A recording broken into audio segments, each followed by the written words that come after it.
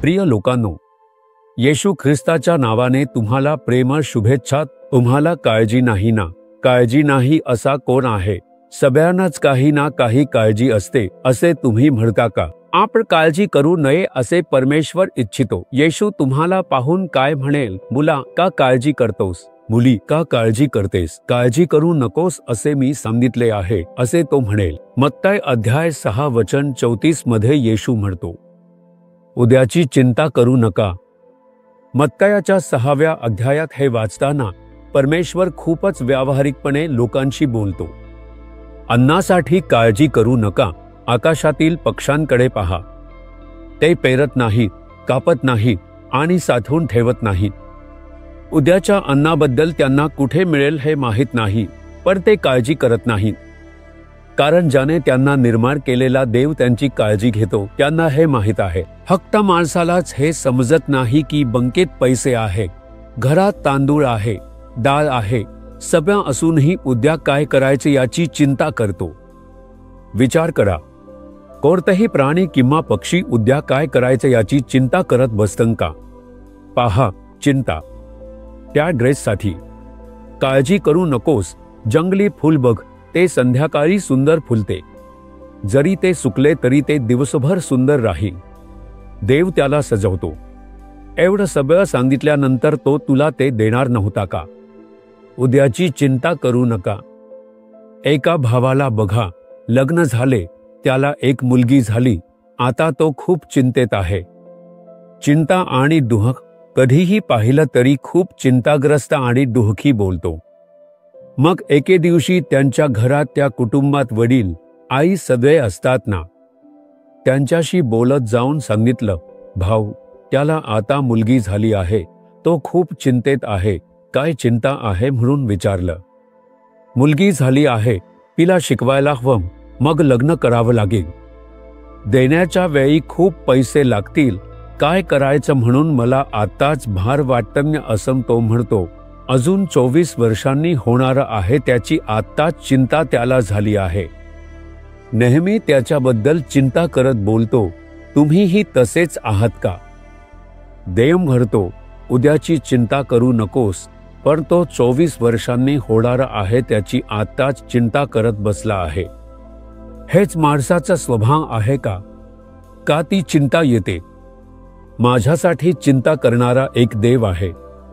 तो माझ्याबद्दल काळजी घेतो, प्रेमळ आहे, माझ्या कामाची काळजी घेतो, माझ्या गरजा पूर्ण करतो असा विश्वास नाही। तुमचा विश्वास तिथे कमी आहे म्हणूनच चिंता आहे। प्रभू म्हणतो, उद्याची चिंता का करताय? उद्या मला कोणती समस्या येईल का? उद्या कामात समस्या येईल का? उद्या माझा व्यवसाय असा असेल का? आता आर्थिक परिस्थिती अशी आहे, परिस्थिती अशी येत आहे, कायदे असे येत आहेत, काहीतरी होईल का? का चिंता करताय? उद्या दिवस आला की पाहू, उद्याच्या दिवसासाठी उद्या दिवसच काळजी घेईल। जेव्हा परमेश्वराने मला सेवेसाठी बोलावले, 1974 साली मी सेवेसाठी समर्पित झालो, हे 50वे वर्ष। तेव्हा सेवेसाठी बोलावले असताना मी म्हणालो, प्रभू, मी सेवेसाठी येतो, मला पुढे 5 पैशांचीही गरज असेल तर ते फक्त तुमच्याकडेच मागेन। मी तुमच्यावर विश्वास ठेवून सेवेसाठी तुमच्यावर अवलंबून येतो। मी माझ्या आईवडिलांकडे मागणार नाही। मी कोणत्याही माणसाकडे जाऊन माझ्या अडचणी, आर्थिक अडचणी काहीही मागणार नाही। तुम्हीच जबाबदार आहात। तेव्हा प्रभू म्हणाले, ठीक आहे, मी जबाबदारी घेतो। उद्याच्या दिवसाची काळजी करू नकोस, प्रत्येक दिवसासाठी तुझ्या गरजा पूर्ण केल्या जातील, हेच वचन प्रभूने मला दिले। 50 वर्षांपूर्वी त्या वचनावर विश्वास ठेवून फक्त धर्मग्रंथ हातात घेऊन मी सेवा करण्यासाठी आलो। माझे आईवडील मला संपत्ती आणि हिस्सा देणार होते, पण मी त्यांना सांगितले की मला ते नको आहे।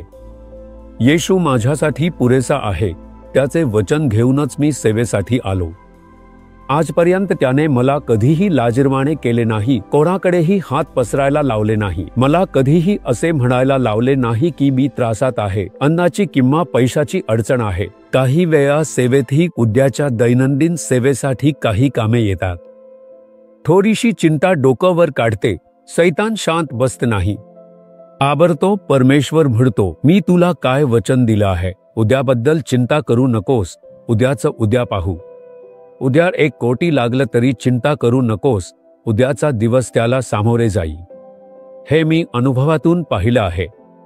मी चमत्कार पाहिले आहे, अद्भुत गोष्टी पाहिल्या आहे. माझा येशू वचन बदलणारा नाही.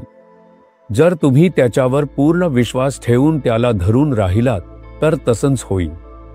तो म्हणतो, उद्याबद्दल का चिंता करतोस? परमेश्वर म्हणतो, आज सांगा परमेश्वरा, मी आता चिंता करणार नाही, उद्याबद्दल चिंता करणार नाही. तू सर्व काही पाहशी. जर तुम्ही तुमचा विश्वास व्यक्त केला तर परमेश्वर तुमच्यावर प्रेमाने लक्ष ठेवेल. तुमचा विश्वास दृढ करून तो तुम्हाला चमत्कार दाखवेल. तुम्ही उद्याच्या गरजेसाठी का चिंता करत आहात? उद्या मुलांना कसे शिकवायचे, कुठे शिकवायचे याबद्दल का चिंता करत आहात? परमेश्वराच्या हाती सोपवा, प्रभू पाहून घेईल असे सांगून तुम्ही विश्वास ठेवता का? प्रभू, माझ्या चिंतेला माफ करा, मी चिंता नावाच्या पापाला जागा दिली आहे.